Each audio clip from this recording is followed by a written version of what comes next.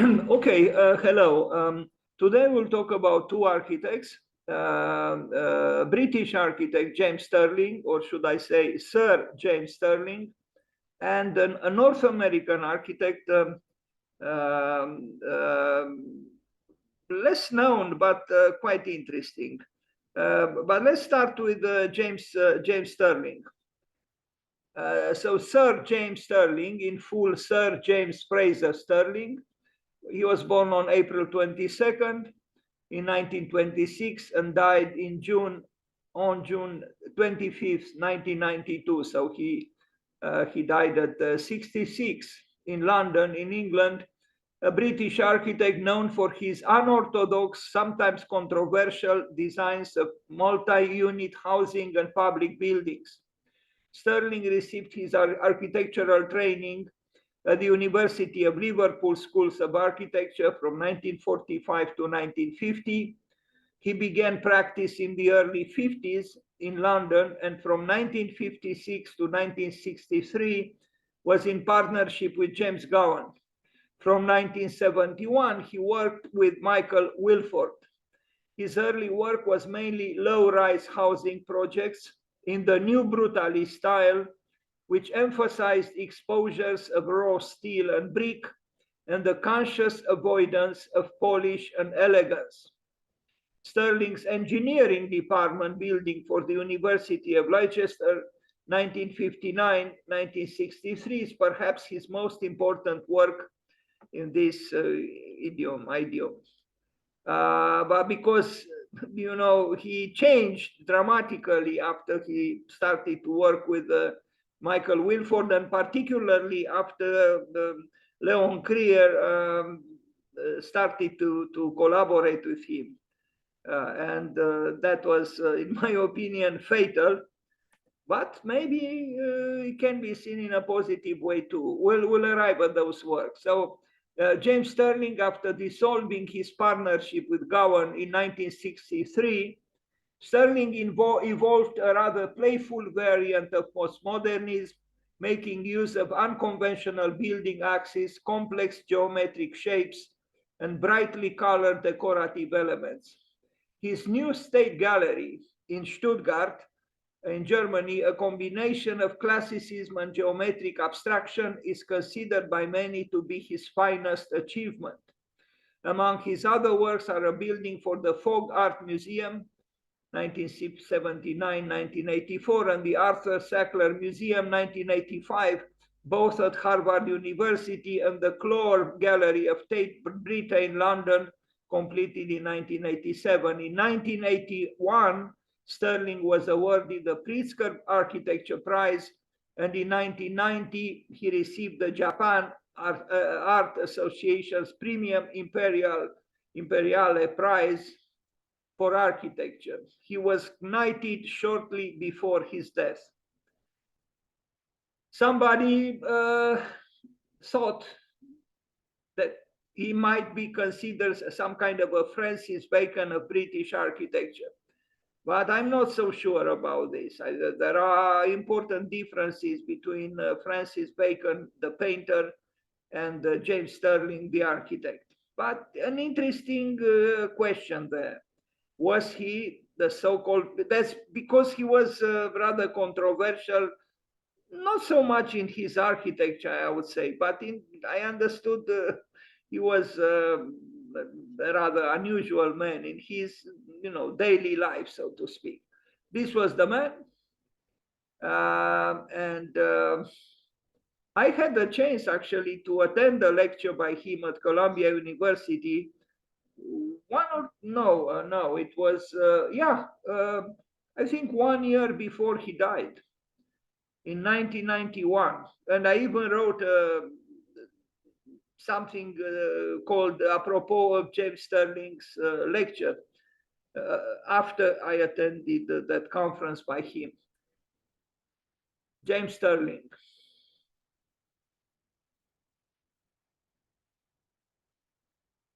Some drawings.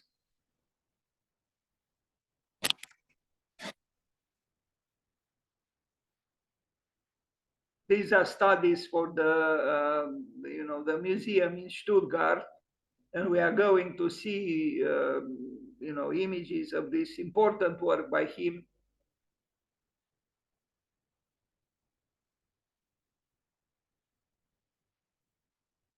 Now, this period I like very much when he worked with James Gowan from 1956 to 1963, unfortunately only for 7 years. I guess this is James Gowan on the left, in the foreground, and in the back, the drafting board, James Stirling. And they did some very good works. I consider them being very good works, housing projects. 1958 in London, flats at Ham Common. He worked with James Gowan.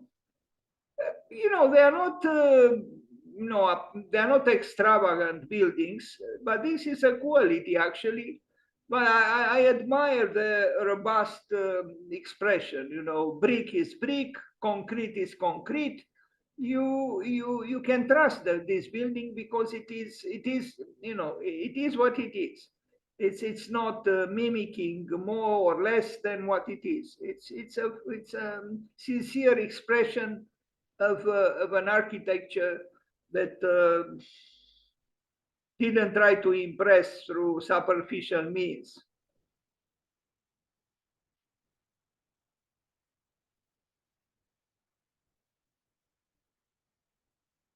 James Stirling and James Gowan.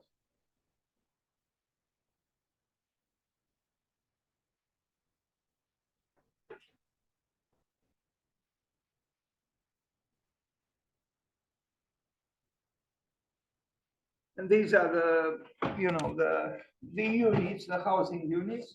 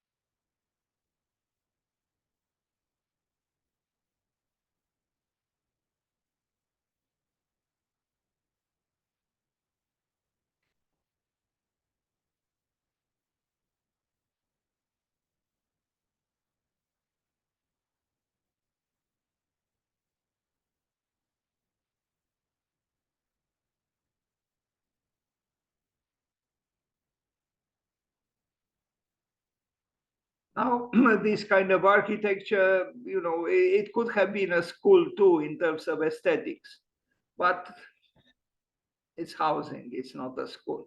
Anyway, an early work by them. I don't know who that person is there, but I like the exposed brick, the interior as well.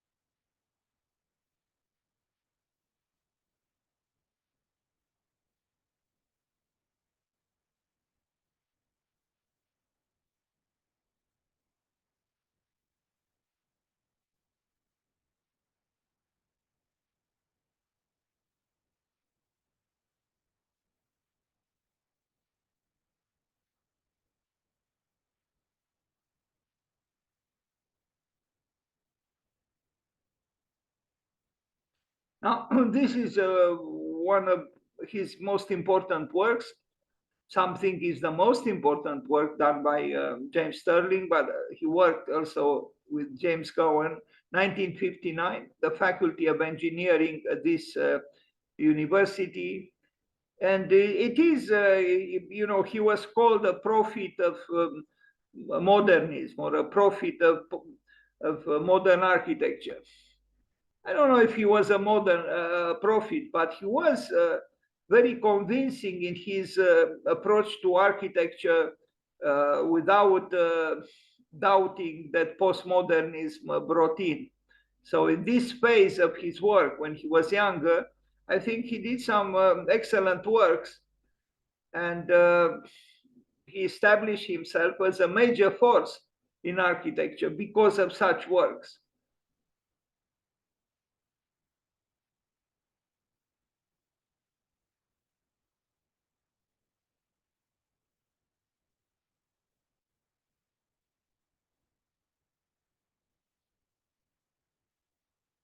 I like James Stirling. I mean, this period in the evolution of, or I almost felt tempted like saying the involution, because he was a modern architect, but after he started to work with Michael Wilford, and particularly after Leo Krier knocked at his door and asked to be employed by him, and he was, I think the influence of Leo Krier, through whom postmodernism entered the office of James Gowan, of James Stirling, was a major change, and in my opinion, not for the better. But this period showed he was one of the best architects working at that time in this way, clear-cut modernity, still sculptural, still interesting, plastically speaking, but functional, robust, luminous, optimistic in a way, believing in. It was part of that rebirth of Europe after the deadly Second World War. The 60s. There was some kind of an energy in Europe then, and maybe not just in Europe. And this architecture expressed well that.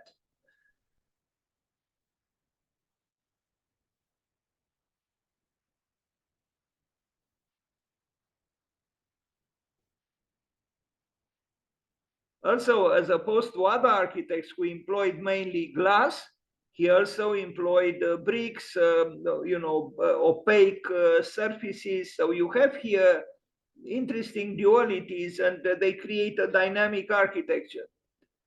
It's not just glass, and steel. It's more, and you have even the appearance, at least, of brick architecture.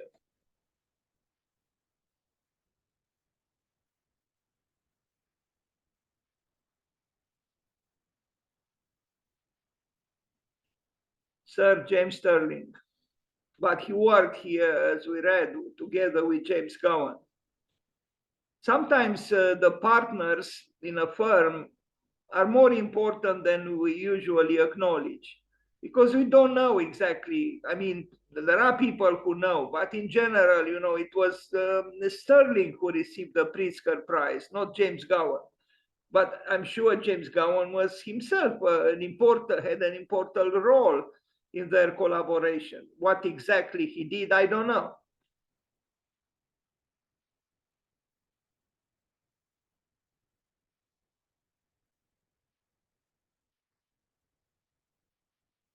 So this is a building in a university, but you can see it's very creative and enticing.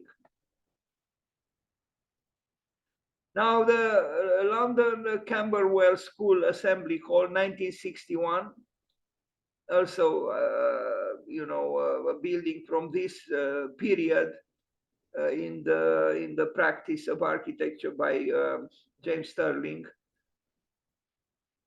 It's a smaller building, but still has interesting elements. Like if you look this, how the building emerges from this base that has the sloping surfaces covered with grass.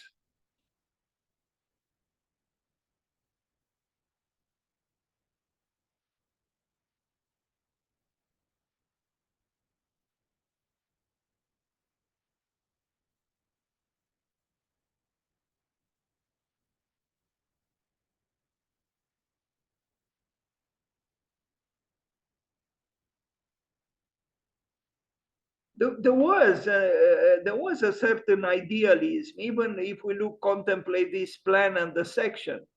You know that there is a formal quest for some kind of a primal architecture, and its idealism is easy to recognize.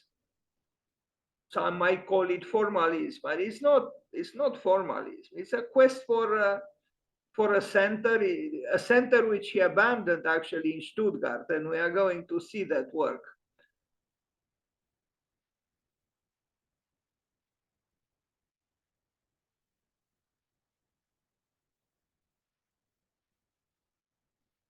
So at that time, he worked mainly for housing and educational institutions.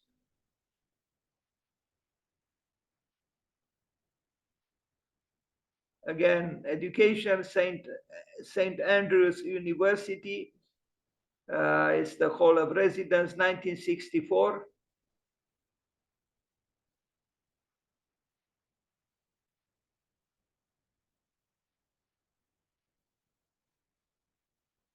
But you'll notice very soon the dramatic change in his way of doing architecture. I mean, he embraced postmodernism openly, so much so that he became to be considered the poster boy of postmodernism. Surprisingly, you know, because this work that he did earlier had nothing to do with postmodernism.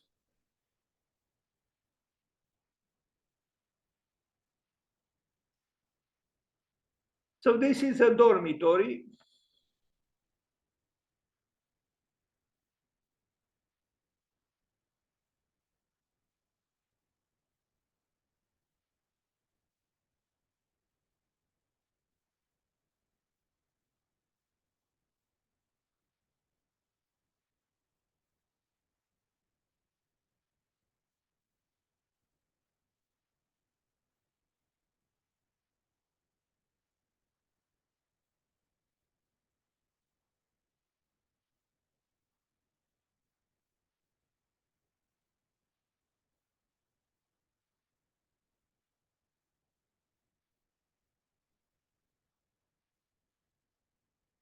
It's interesting how he individualized every single room. Usually dorms are not like this. You know, you have a flat facade and behind it there are the rooms, undifferentiated. But here, although they are together, they uh, they uh, they are individualized. Each unit, each housing unit, each room.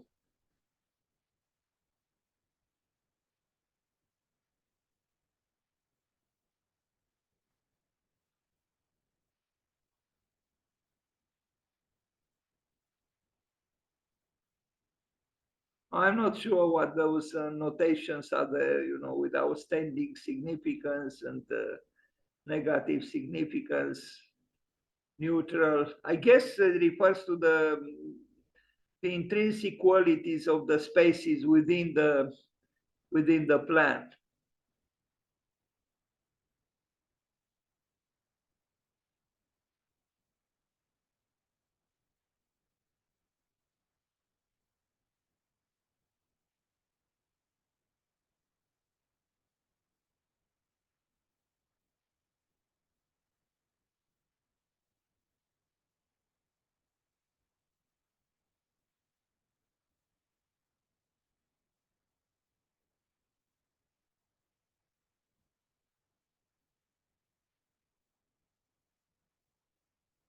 Now, is this a brutalist architecture? Not so sure. I mean, it has a robustness, but I wouldn't really call it brutalist. Sometimes this word brutalist is, used in a brutal way, I would say. Okay, Cambridge University, Faculty of History, 1968. Another good building by James Stirling.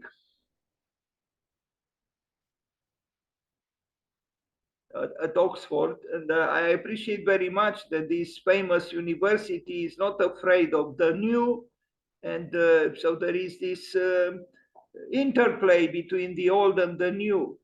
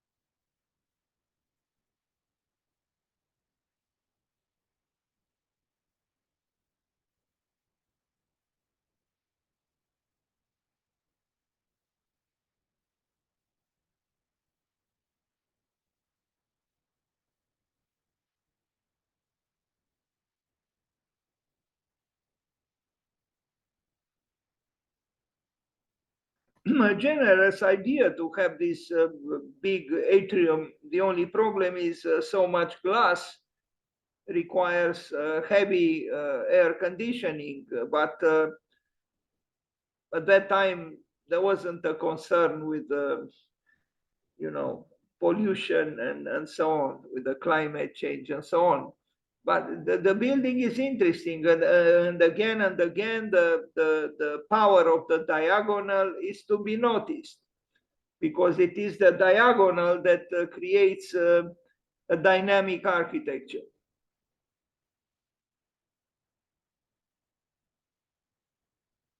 both in plan and in section.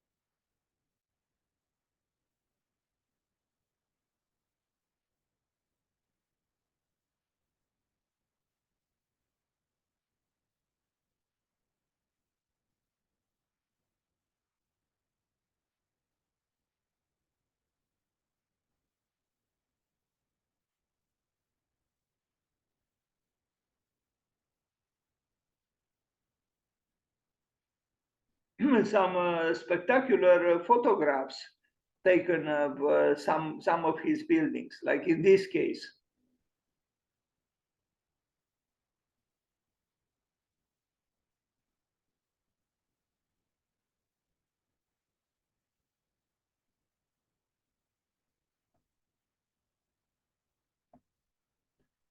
Another building for Oxford, the Queen's College, for rebuilding 1971. I see graffitis made their way to the Oxford campus as well.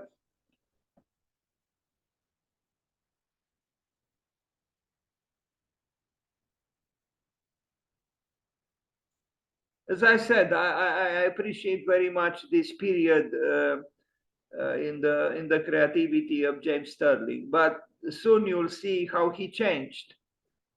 I would say rather dramatically.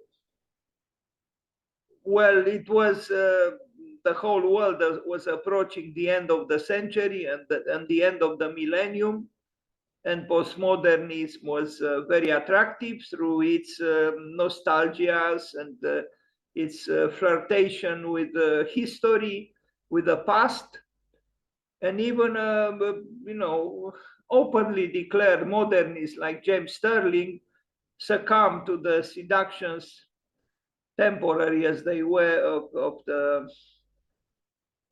fin de siècle malaise, because it was in a way some kind of a malaise. It was the fear of stepping into a new millennium, and you needed the support, you needed to be sustained by what preceded us, meaning the past. And that's why the architects for a number of years found refuge in the assurances of that past. But very few did it so convincingly, like, for example, Louis Kahn, who was not a postmodern. In fact, postmodernism was born after Louis Kahn died. But Louis Kahn digested history in a profound way and was able to use it in a so-called modern way very convincingly. Unfortunately, the postmoderns didn't digest history as deeply, and the results often were very questionable. But here we still look at James Stirling in his modernist architecture, and I think this was the best period in his life as an architect. These are fine buildings, some of the finest built at that time.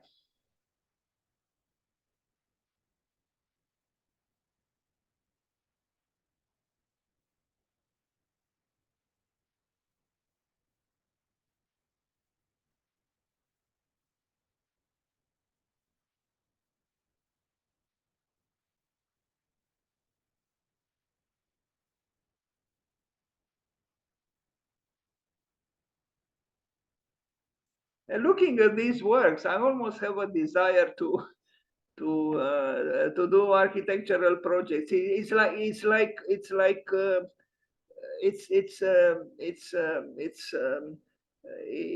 a kind of architecture which makes you want to do architecture. I think if you are made to do architecture, not all architecture has this attribute or this quality, but this one has, because of its transparent creativity. There is a sense of playfulness, but not exotic. There is coherence, there is logic. It's a fine architecture, and the fine architecture is contagious. It makes you want to do a fine architecture as well.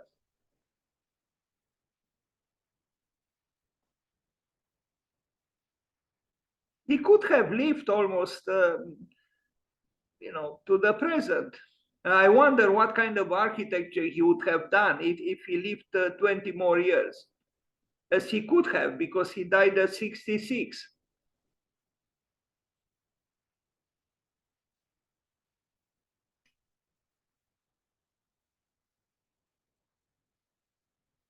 And this interplay between the transparency of glass and the opaqueness of masonry walls, or brick walls, and or concrete, it's this interplay between open and closed that creates a dynamic architecture. And many architects today, they forget to use the dialectics between open and closed, between transparency and opaqueness, but not him. Training Center for Olivetti, an extension, 1972.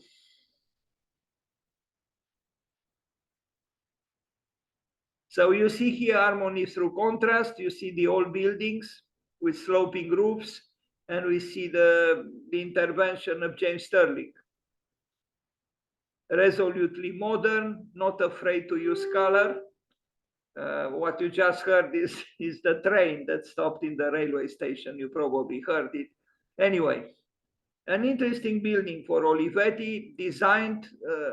It's somewhere between architecture and design, but for Olivetti, perhaps is the correct approach.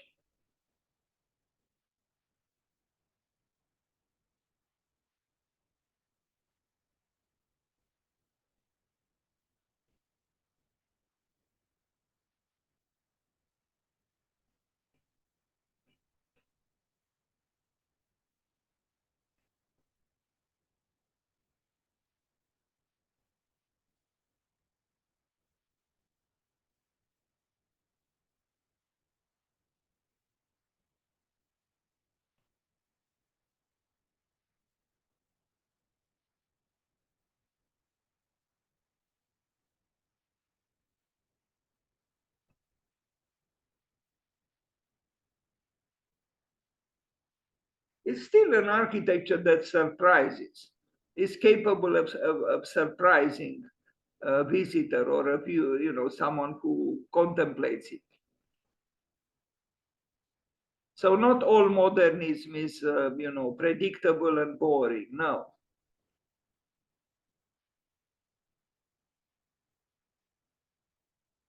Housing that unfortunately was demolished, built just in 1976, and it was demolished because it was considered, toxic.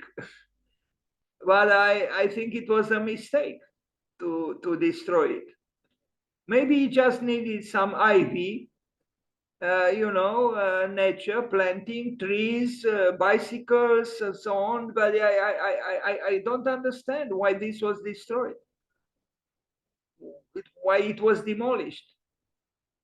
It was considered, another work of brutalism, of brutalist architecture, but it could have been warmed up. It could have been made a little bit more lyrical or sensitive through some simple means, as I said, some ivy and some planting in front of the buildings, and maybe even some graffitis. What kind of a wisdom this is to demolish a work by a very important architect?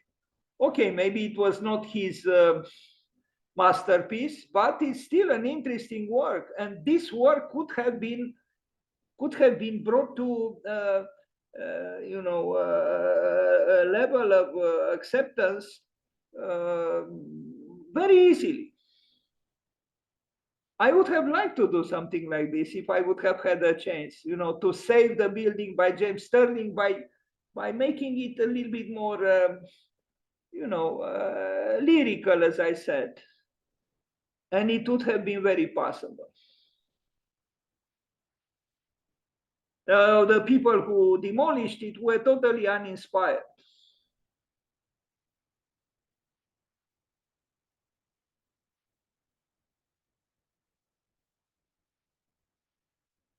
Not to use harsher words. Is it sustainable to destroy something like this? It's not.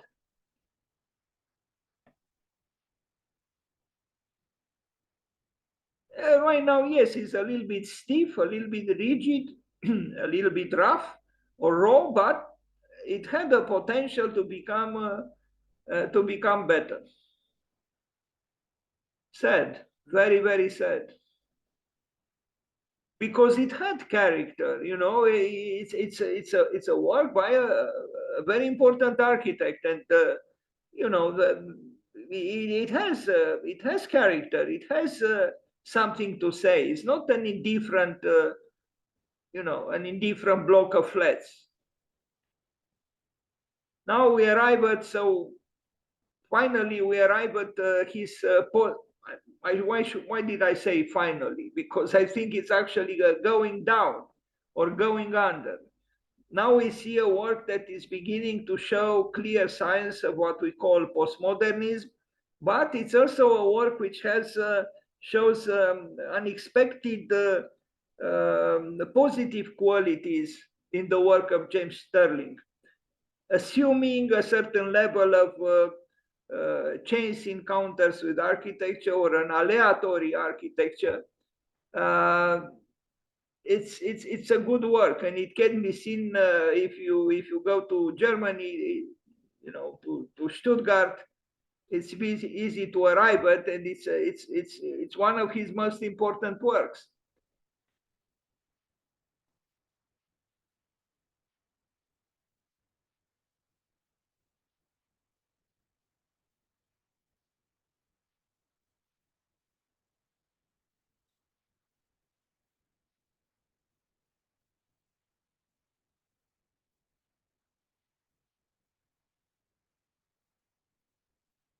Maybe we'll come back to the plan. Let's see some pictures. You see, it's interesting. I actually thought of a possible alternative to postmodernism and deconstructivism. I asked myself, why couldn't there be some kind of a postmodern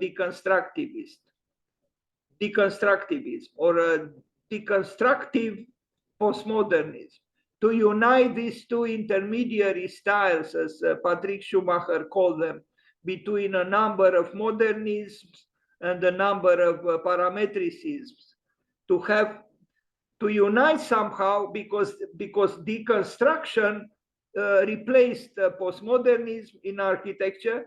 But what if you imagine a cohabitation, the intertwining of postmodernism, assuming the history in a certain way, and deconstruction or deconstructivists, to unite them? And in a way, this is what we see here. It's a building that is fragmented. It has some kind of a center, but at least in this image, we see fragments and surprising, hybrid elements that come together, but in a non-classical way.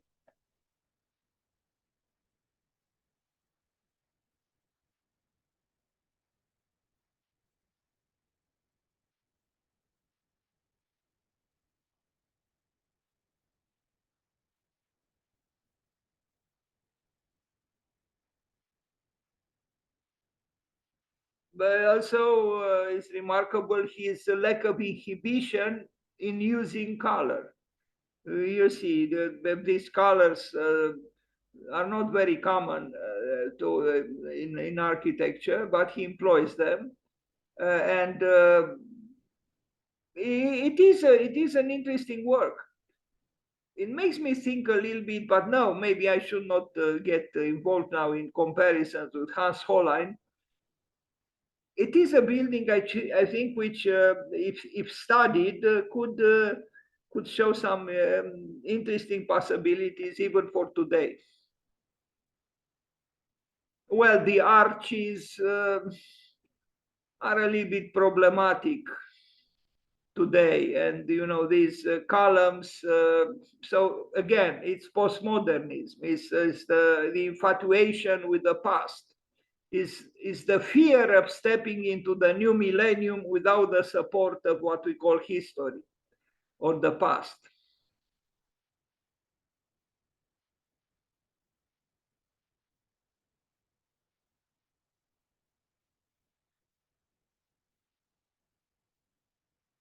Now, I think there are other possible ways to soften modernity, not just through borrowing, architectural entities or elements from the past.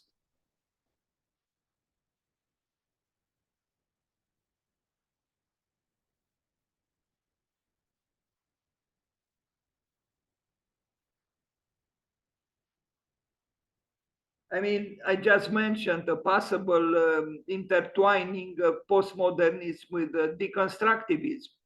Well, in a way, this is what is happening in this opening. It evokes becoming, not just being, meaning process. The process of becoming of a building, or the process of through which a building could become a ruin, and thus is about becoming. And you see when this shadow of this block here, it's a little bit off. It's not placed, on the orthogonal scheme of the other pieces. Whimsicality, perhaps, but an interesting one.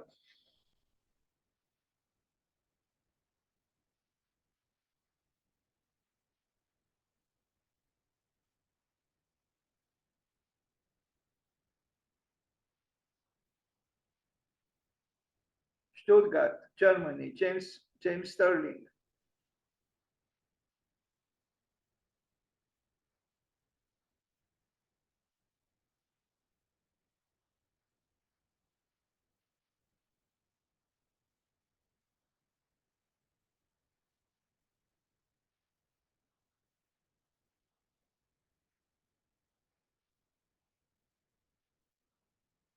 The more I look at this building, the more I see in it as some kind of an anticipation of a possible um, conjunction between postmodernism and deconstruction or deconstructivism.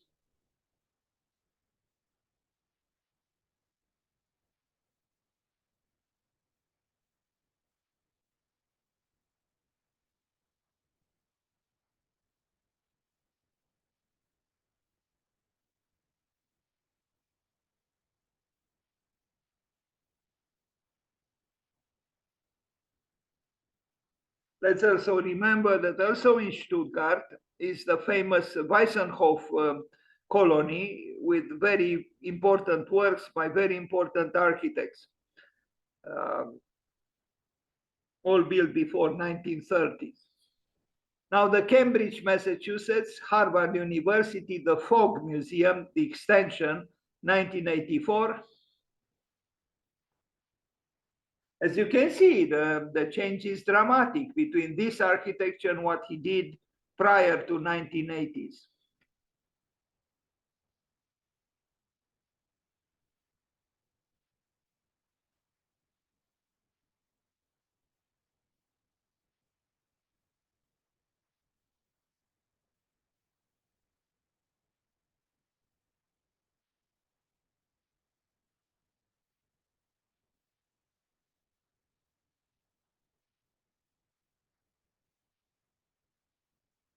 So this work is in the United States for Harvard University.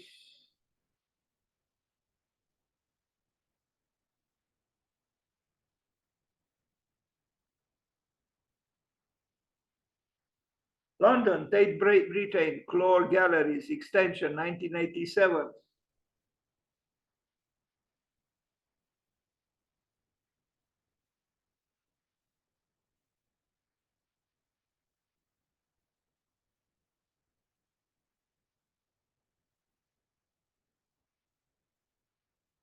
Very different again from his early works. And here I see the influence of Leo Krier. Strangely, I don't see so much influence from James Stirling on Leon Krier as of Leon Krier on James Stirling.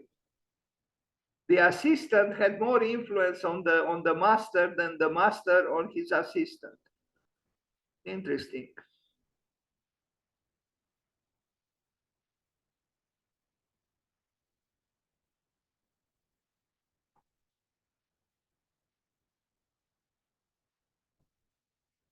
London, 1997. Offices and retail at number 1 Poultry, London, completed posthumously to his designs. And this is the last work I show today by James Stirling. This one has qualities too, but again, it's bad that the historicist influences are too explicit. But otherwise, the building has some qualities, and we are going to see various views of this complex.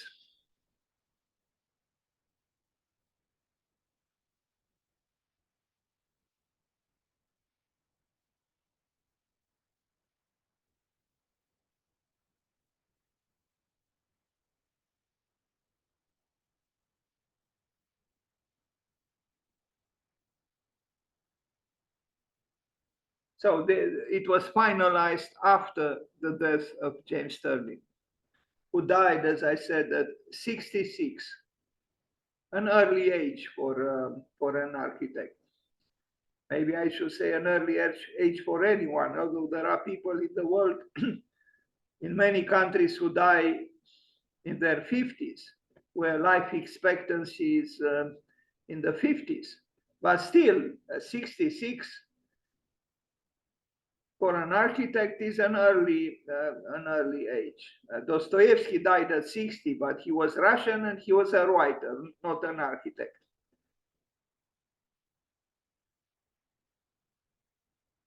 On the other hand, Antonio Santeglia died at 28 because of the war. Life is unpredictable, and so is death. Interesting plan.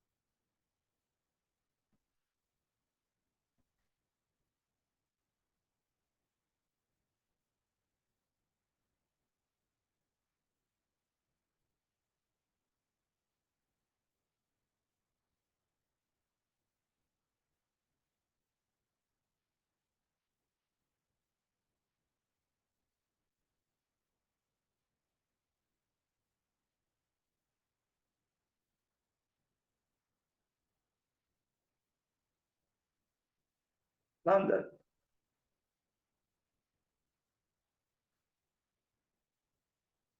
Very formalized, but also playful. So it's some kind of a, formal ludic architecture. Okay, and now we go to the second architect we'll talk about today, a North American, very different architect, but himself interesting. And let's see what he has to offer us. Craig Ellwood, born in 1922, died in 1992. So he died at 70. So Craig Ellwood was an influential Los Angeles-based modernist architect whose career spanned the early 1950s through the mid-1970s. Although untrained as an architect, Ellwood fashioned a persona and career through equal parts of a talent for good design, self-promotion, and ambition. He was recognized professionally for fusing the formalism of Mies van der Rohe with the informal style of California modernism. Yes, a very interesting biography and a very interesting architect who was not trained as an architect. This was the man smoking at a time when architects still smoked. I think today very few smoke, but at that time they did. He loved expensive or exotic cars, and we are going to see, I think in one of the pictures, his car, Craig Ellwood. I think his last years were devoted to painting. He went to Italy and he gave up architecture and he started to paint. Hunt House near the ocean, an interesting house actually, a very abstract, and I would say showing appreciable talent. You wouldn't say this is an untrained architect. It would be interesting actually to compare Mies van der Rohe with Craig Ellwood.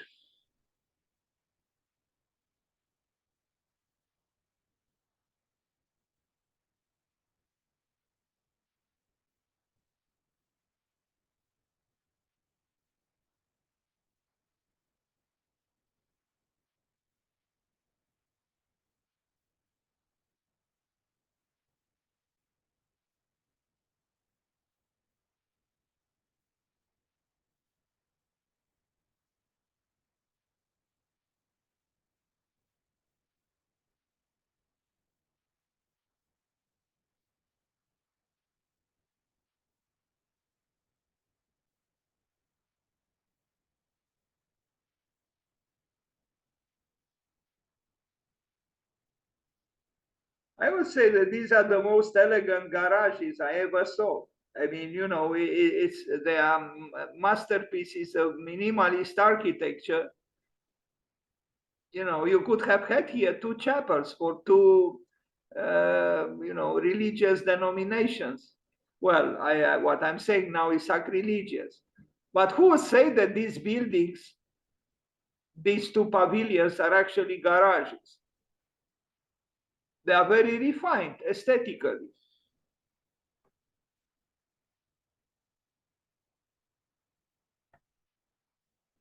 Right here, G. And then the house follows.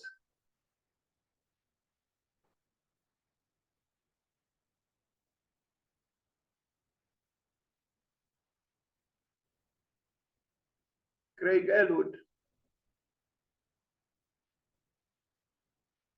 And the other view towards the ocean, not bad. With a dramatic underbelly.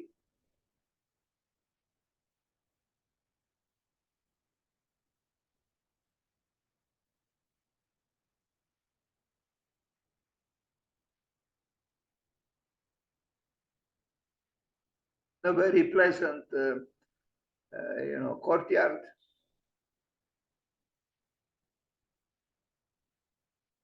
With a deck. A rather convincing fireplace.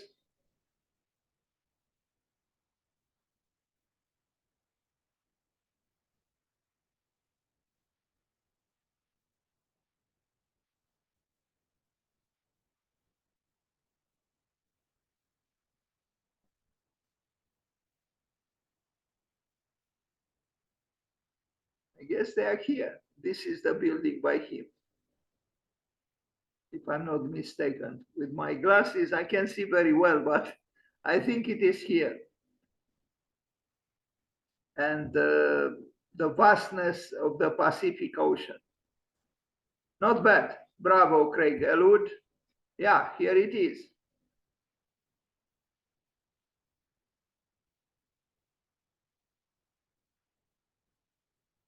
A very fresh and unexpected idea to handle the garages in this way. I'm most of the time against the cars and against garages and against parkings and parking lots and so on. But this man was able to create two garages that are not offensive to the eye. They are not, you know, hidden or underneath the building. They are right in front of the building, but abstracted and with a level of unexpected purity, architectural purity, that is.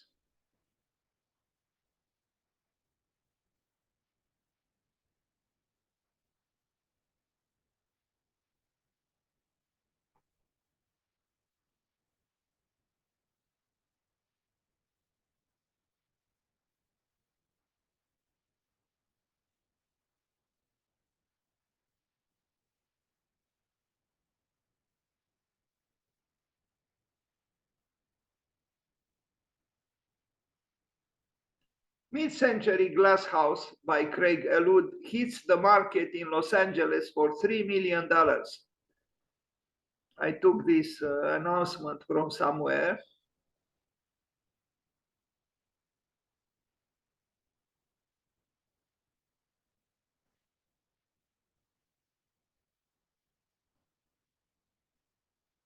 Lots of glass, yes, but also some brick.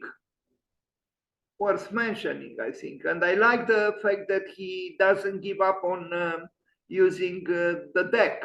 You know, this exterior space and this exterior surface and this material used for the exterior, which brings warmth to the exterior, you know, wooden deck. Is this interstitial space between the inside and the outside, which is important.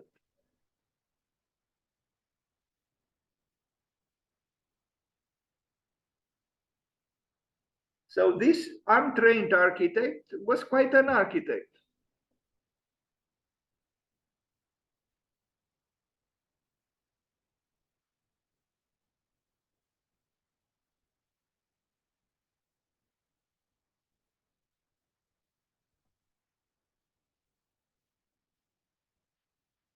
Rosenhaus, 1961.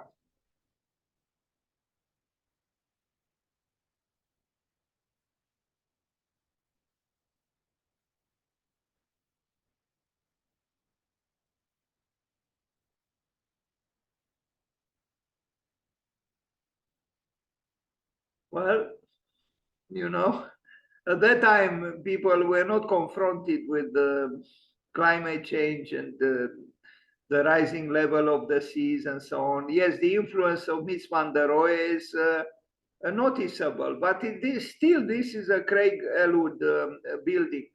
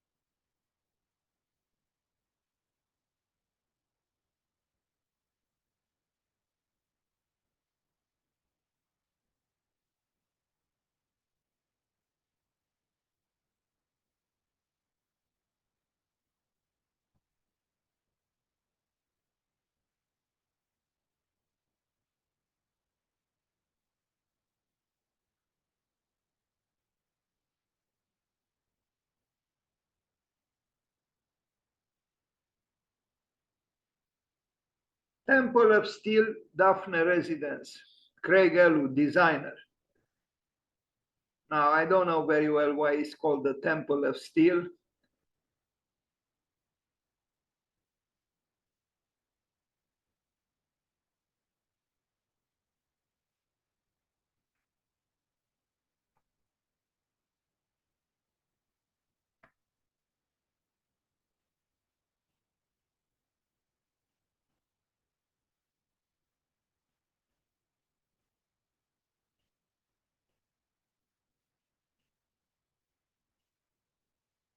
Maybe here it is shown that he didn't study architecture, because you see, you step in or out exactly on and from, you know, you don't have that intermediate horizontal surface that usually is in front of a, you know, at the top of a stair. It's unusual, and you can easily fall here if you are not careful. But I guess he was more interested in something else. Otherwise, the interior is very, you know, glittering and stylish, and even has a concert piano. Some people live well, indeed. That is, if they don't break their necks using, you know, these rather dangerous steps designed by Craig Ellwood. The Temple of Steel, painted in white.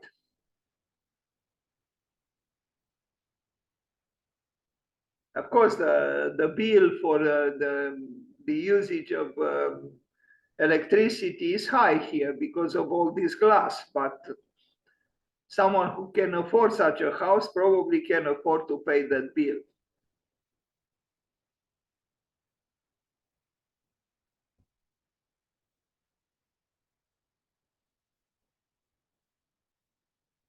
So not always symmetry was banished from modernity, whatever Bruno Sevi might have said. Bruno Sevi was against completely against the usage of symmetry in modern architecture, but misused it, and Craig Ellwood used it, and other people used it. Even James Stirling, well, in his postmodern, period. The bridge house.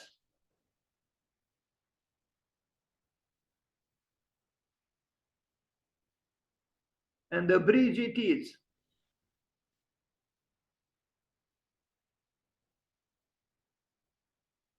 Above a rift in the land.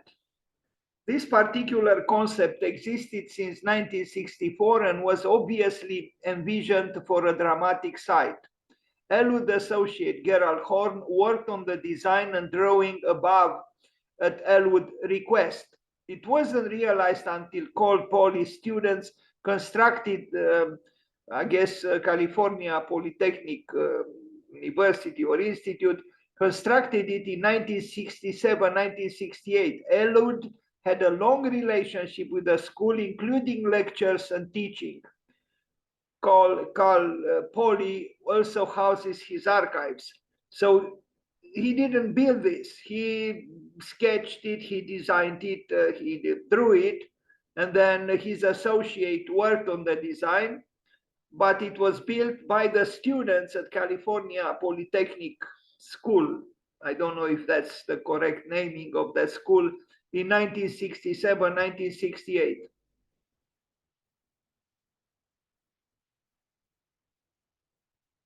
And you see clearly here in the plan, it's the house that bridges the two sides of a, I don't know what's there, some kind of a rift in the ground, or a piece of water. I don't know, but anyway, it's rhetorical, but it functions, and it's eloquent as a piece of modernist ethos, a modernist belief in the power of architecture and technology to contrast with nature. And now that's what it is. That's what's left of it.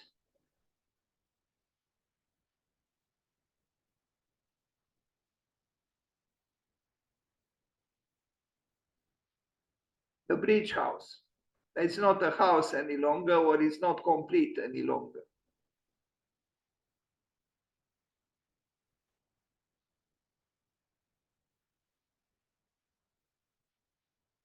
That's how it used to be. It used to be like this.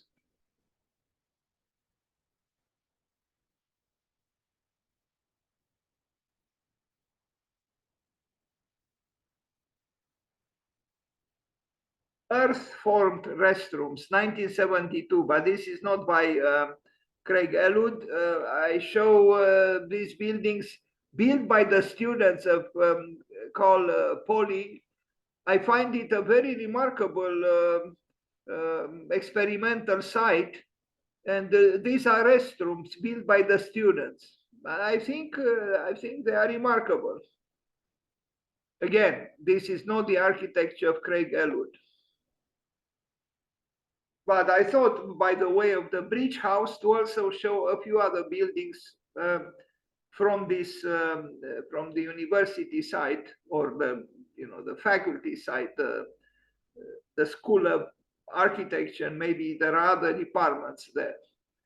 But this is the most unusual restroom. I would say much better than the more polished restrooms or toilets, public toilets designed lately in Japan by very famous architects, including Tadao Ando. The underground house, 1982, was actually underground at some point, also built by the students on the same campus. Not bad.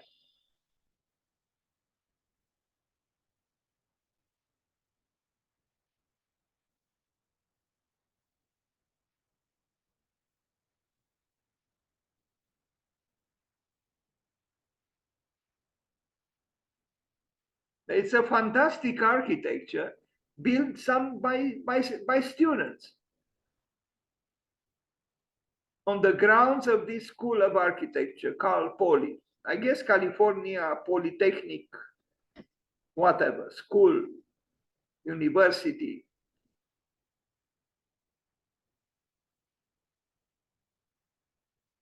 So students can do beautiful things if they are given the freedom and the means to implement their vision. And even when covered by graffitis, they are still impressive, maybe even more impressive.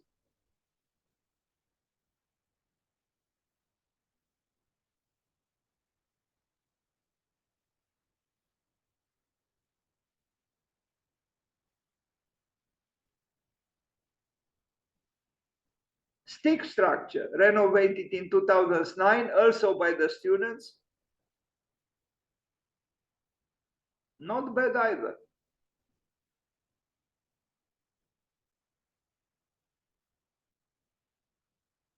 Shell house, also by them. Anonymous architecture. We don't know who the authors were, some students, but I think they did very interesting things.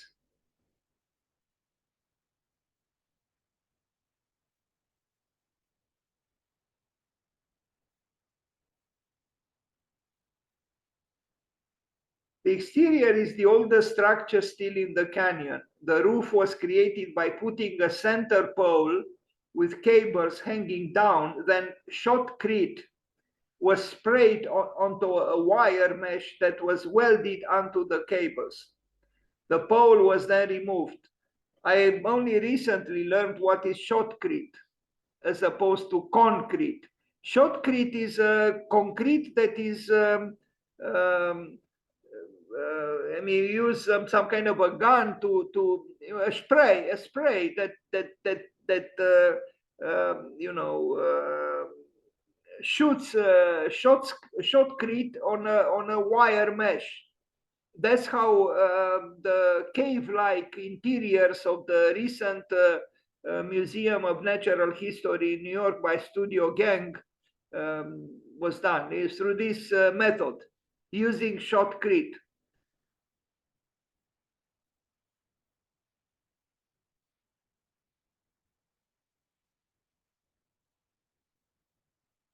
Again, this is not the work of Craig Ellwood. But this is by the way of the bridge house that the students built based on the design of Craig Ellwood.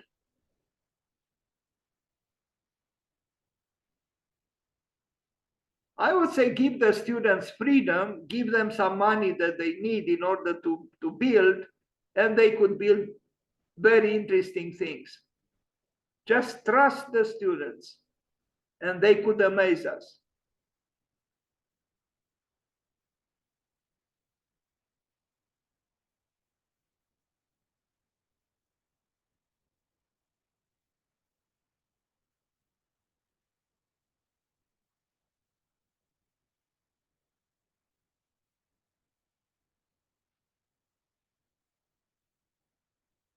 Greenhouse, also on the campus of this School of Architecture, maybe not just architecture, maybe engineering as well. Geodesic dome, 1957. They built even a geodesic dome. I think Buckminster Fuller was also invited to this school, and that this might be his influence. After a speech by Buckminster Fuller at Cal Poly, at this school, California Polytechnic, in 1956, a group of 5 architectural engineering students came together to build his patented geodesic dome. This was the first permanent dome of its kind in the Western United States. Fratessa Tower, 2004, and Haybell Arch, 2004, also built by the students. It's an extensive presentation of on the works of these students, whose names I do not know, but I think it was worthy of attention. Poly Canyon, Pathway 2. It's also referred to as the design village of, or architecture graveyard. Interesting. Design village or architecture graveyard. And here is the plan of the site. As we learned, this school houses or hosts the archive of Craig Ellwood.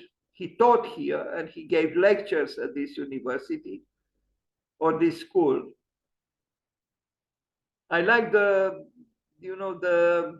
site plan as well. It's almost like so-called primitive architecture, the plan of a village in Africa, or some aboriginal human settlement somewhere.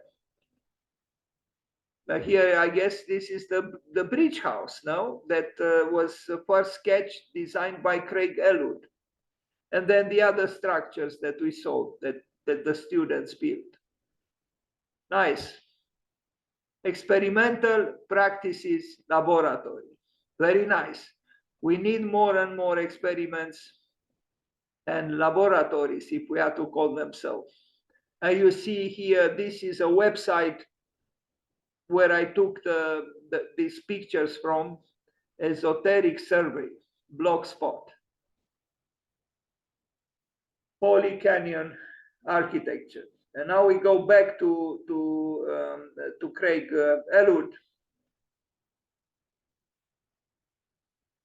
This is a large work that Craig Ellwood built, the Art Center College of Design in Pasadena, California, United States, 1975. And it's a bridge house at a much larger scale.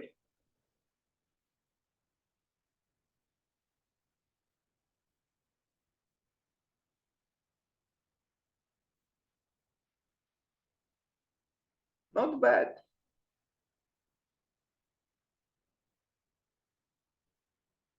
So this architect, this untrained architect, did have a vision. And it was built. Let's read again. What is it? An Art Center College of Design in Pasadena, California, 1975. So almost 50 years ago it was built.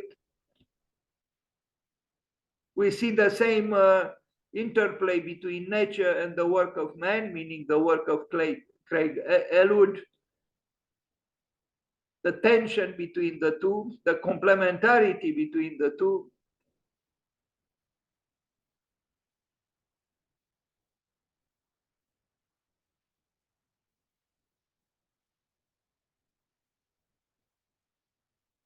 I think he did a very good job here.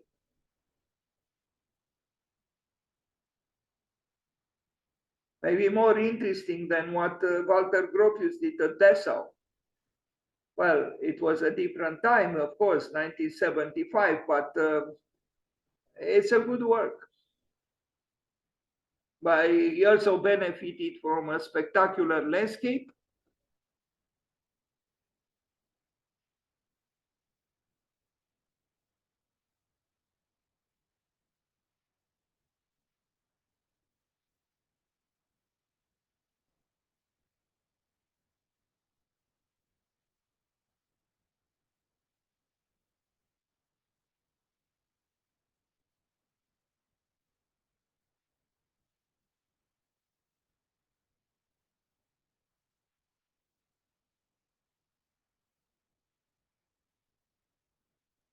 And it might be that, I was thinking that maybe this was his car, because I understood he loved, exotic cars. Now, maybe this is not too exotic. I don't know. I think I read somewhere that he liked red cars, and this is almost a red car.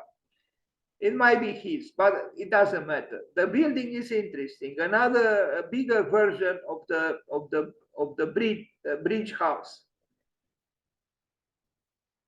That's it. So let's wish him happy birthday, and we'll have another chance to talk about him on the day when he died.